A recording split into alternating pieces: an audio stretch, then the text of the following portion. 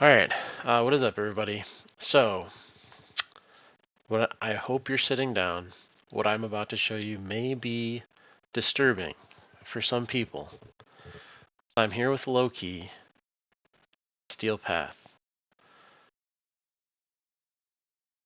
Let's proceed. As you can see, enemies are just dying, left and right.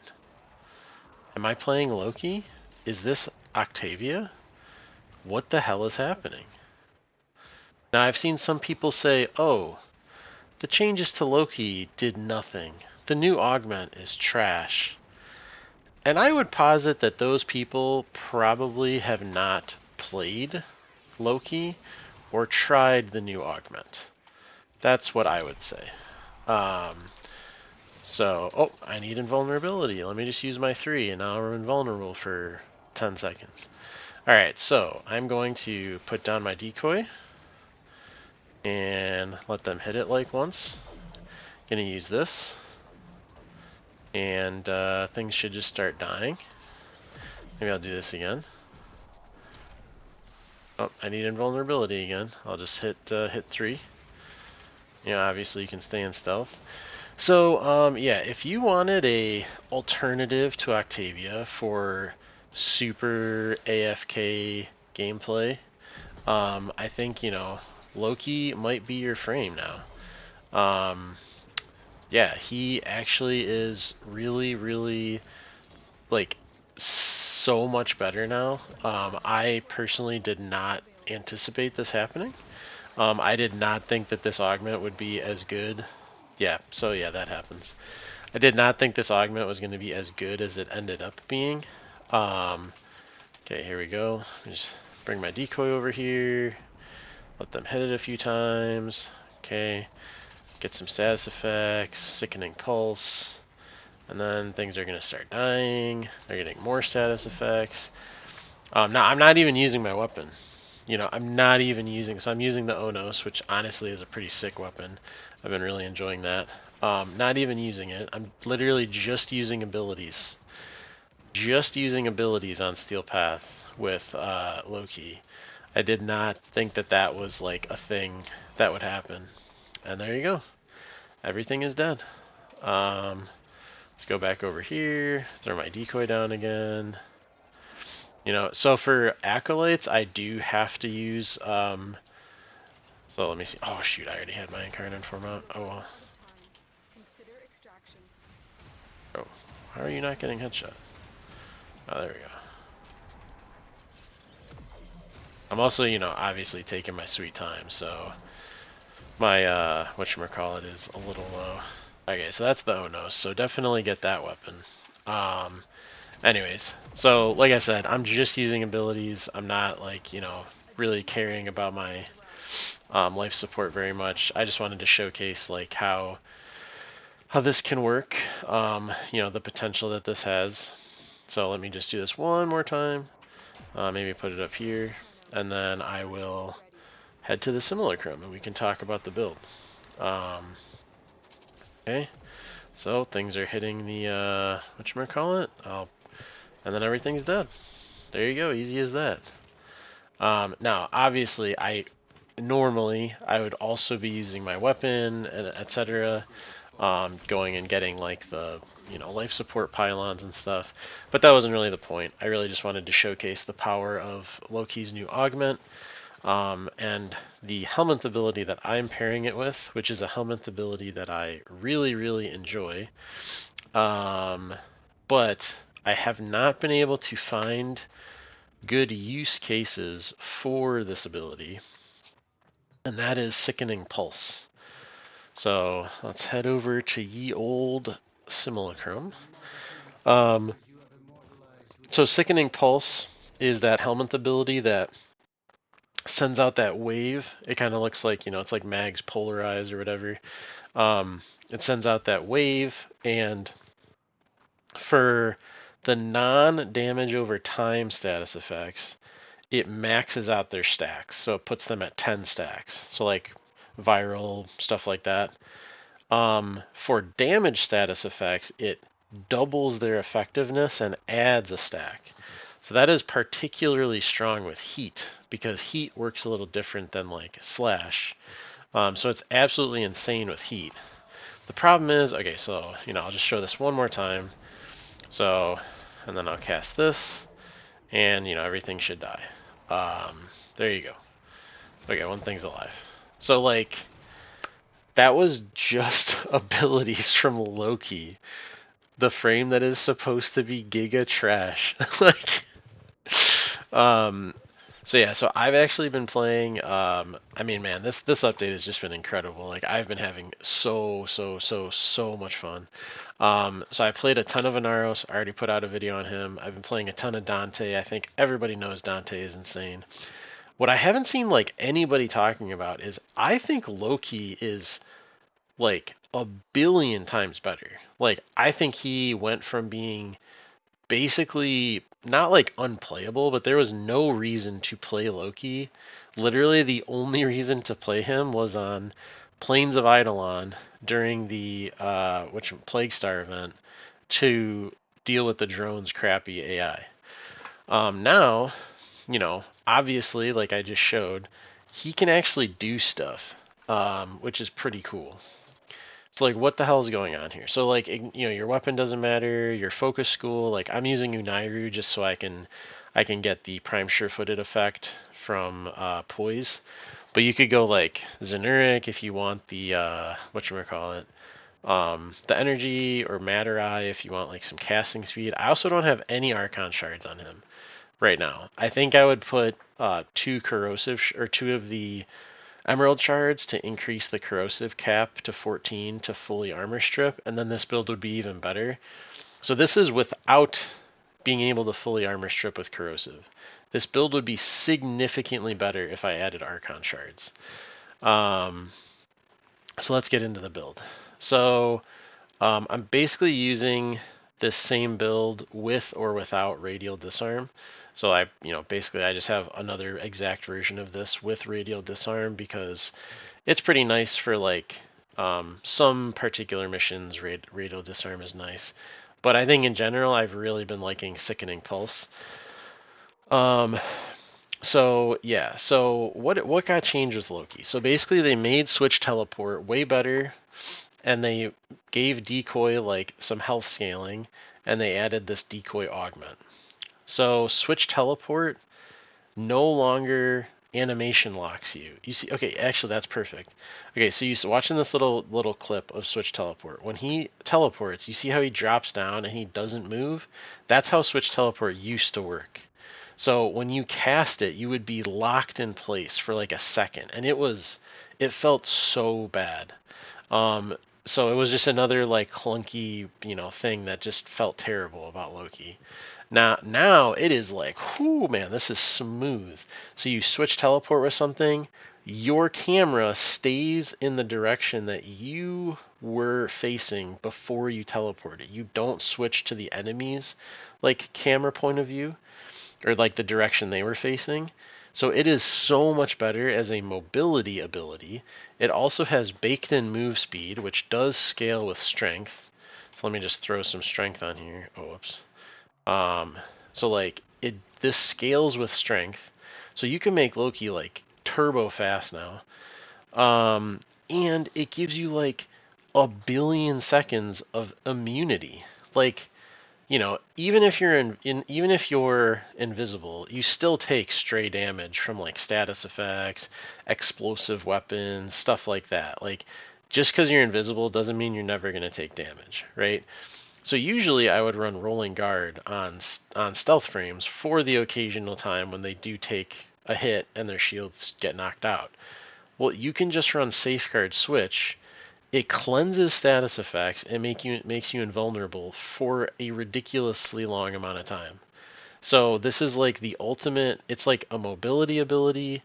It's a teleport, movement speed, and status cleanse and invulnerability ability with the augment. So this ability went from like, and it's easy, and it's much smoother to use now because there's no animation lock.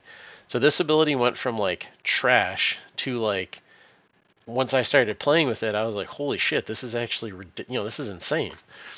Um, His invisibility didn't get changed. I'm pretty sure this is probably like the shortest like tooltip in the entire game. Very straightforward. You're invisible. Period. It's like not the most amazing invisibility. I mean, it's longer than Ash's, but it doesn't have like that crazy of duration. So you just got to make sure you're recasting that. And then decoy. So the thing with decoy that got changed was they added this health scaling.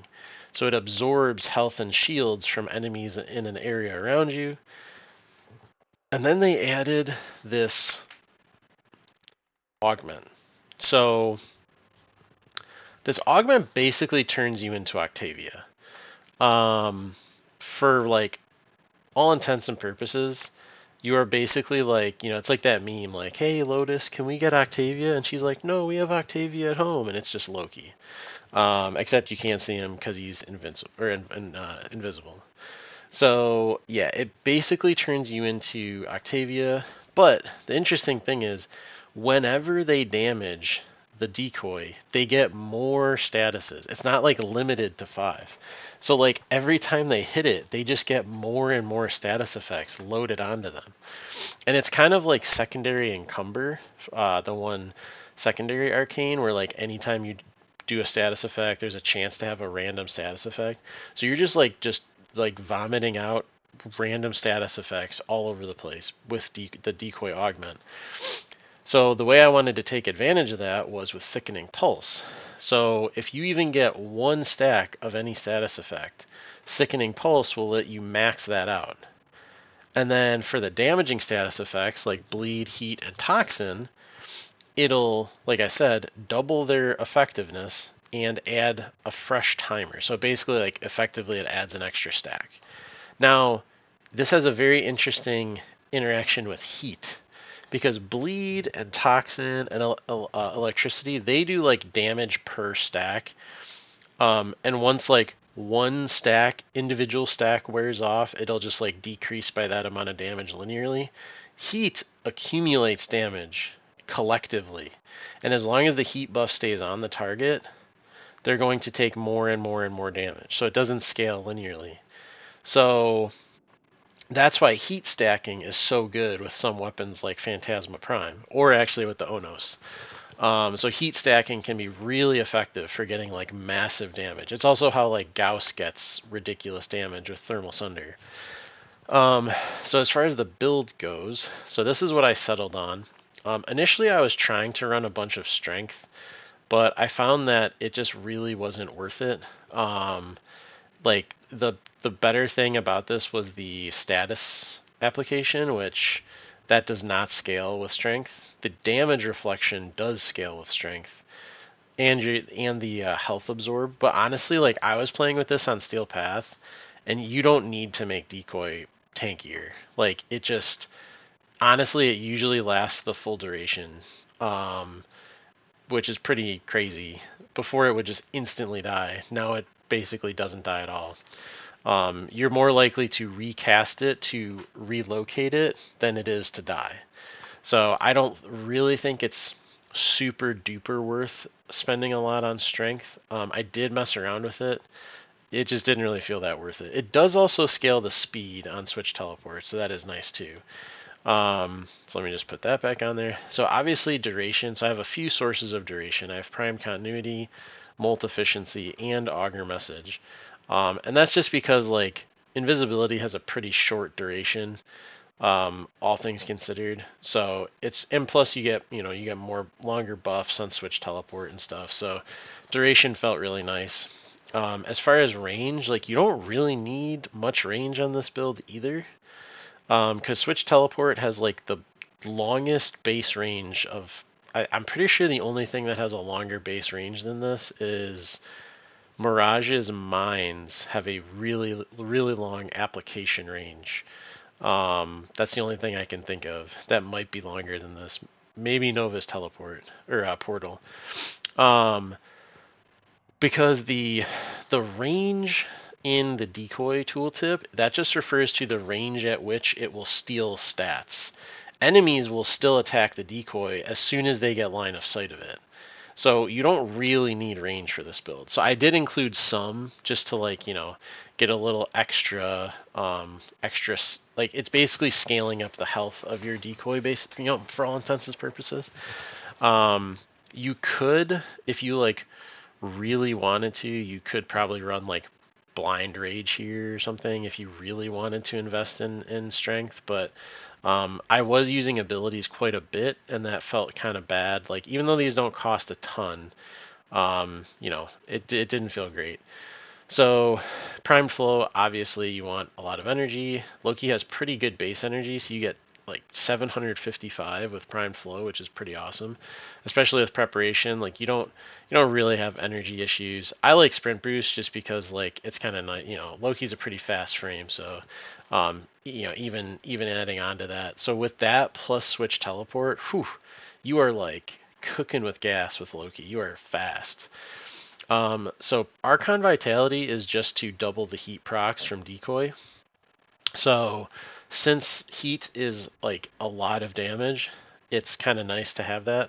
I will say that this is more of I think these two are more like flex slots. And honestly, part of the reason why I put these mods here is because I already had the Vazarin polarities there, so you can kind of put whatever you want here. You can probably put like some strength if you want, whatever. You can feel it out. Um, you probably could use like catalyzing shields if you really wanted to. I went with prime, so I think you probably want either primed redirection or catalyzing shields. Primed redirection just because without primed redirection, your shield gate is really short. So, it's only like, I think it's like a second without it. And that just felt really short. Like it was, you almost, there were times where I died because I'm like old and slow and didn't switch teleport fast enough, or it's just you do need a target for switch teleport. That's the one downside to this ability. So like you have like a heat proc on you from a napalm, and you're trying to find a target to switch teleport to, and yeah, you could throw your one down, but you have like 1 second to do it, or you're gonna die to the dot. So primed redirection just gives you that little extra buffer. So you could run catalyzing shields, but I'm not running brief respite. So if you're going to run catalyzing shields, you probably want brief respite as well. Um, and then of course the two augments. So this one is new. This one adds the whole like damage reflection and status application on decoy. This one gives the invulnerability. I'm running energize. If you don't have energize, you could probably run like, I don't know, Molt's augmented here or whatever. If you don't have energize, I would drop stretch for equilibrium and put synth deconstruct on your companion. That's what I would do. So the other very critical part to this is your hound. So you unfortunately basically, I mean, I wouldn't run this build without a hound. Because this basically takes like what the hound can do and just like cranks it up to insane levels. So for anyone unfamiliar, there's this synergy with your hound in a few different mods. So hounds have this synergized prospectus ability. So this shoots out an electricity thing. So this will apply electricity to enemies it hits. Now Manifold Bond makes your companions abilities apply status effects from their weapons. So now instead of just doing electricity, it also applies all the status effects on the hound's weapon. On top of that, when enemies die with unique status effects, your companion's abilities get their cooldowns reduced. And then, if your companion kills something with their status effect that they applied, which keep in mind, if your pet adds heat first, and then you add more heat stacks through decoy or sickening pulse, that will count as their kill. And that is what spreads the status effects. And then momentous bond just gives them more damage, and it also like reduces cooldown recovery. And then the rest of this is basically like standard pet stuff. This is really nice for the fire rate. Whatchamacallit? Yeah. So, actually, you know what? I'm super dumb. That's why I forgot to put this on there. Anyways, So yeah, so null audit is really nice for Xmas units, like blah blah blah. Vacuum. Actually, I might even put that there just so that your Hound has a little more. Um, but it doesn't really matter. So okay. Anyways, so that's your Hound. So on the weapon for the Hound, you don't even need to like invest any forma. I don't even have a potato in this thing. So I just have viral radiation because you can use focus radon. Really nice way to get an extra status effect. So you can have viral radiation and heat and slash and impact. So lots of status effects on your companion. So the way things are working is you basically put decoy down, your companion shoots out its electricity ball. Enemies hit the decoy, they get status effects, they get more status effects from your companion. You press Sickening Pulse, all those status effects get amplified, and then basically as soon as one thing dies, they all start sharing that status effect to each other, and then everything dies. So let's just do this one more time here. So stealth, decoy, okay, they're starting to get status effects, cast that, and yeah, so then status effects will start getting spread. Might have to cast it one more time, and then everything is dead. So, for a frame that was considered basically unplayable trash a week ago, or 2 weeks ago, this is pretty good. This is a very nice change of pace. So, I've actually been having a ton of fun with Loki, and I actually think he's really, really good in Netracell missions. You can drop your decoy down in the middle of the red zone, get enemies in there. He's super, super fast. Because remember, even if you don't have an enemy, you can you can use your decoy to switch teleport, right? So he is like, and then you're zooming, right? You're zooming around. Oh, Sanctum Anatomica, zooming. All right. So like, yeah, Loki is really mobile. I mean, basically invincible between your invisibility and your switch teleport. You are practically invincible. And now you have pretty good CC because things are going to attack your decoy and it actually stays alive. And you can do damage without, like, not even. And, like, just think of any weapon that synergizes with status effects, which is almost every weapon because of condition overload. So, you know, I'm not even using a weapon for this. Like, using any weapon is just going to be infinitely better. So, yeah. I actually think Loki is sick. I think he's really freaking good now. So give him a shot. Don't sleep on Loki. I think he has a lot of potential. So I think definitely give him a try. He's really, I mean, he's not bad to farm. He's pretty easy for new players to get. So yeah, I think he is a underlooked or overlooked beneficiary of the most recent patch. So yeah, hopefully you guys try Loki out. Let me know how it goes, and I'll see you next time.